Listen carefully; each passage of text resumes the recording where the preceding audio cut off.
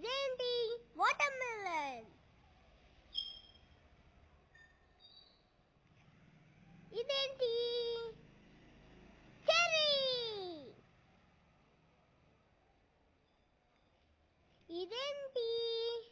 దీని స్పెల్లింగ్ చెప్పండి. ORANGE, orange.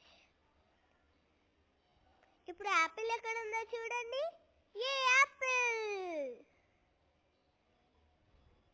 ఇదేంటి? పియర్. దీని స్పెల్లింగ్ PEAR.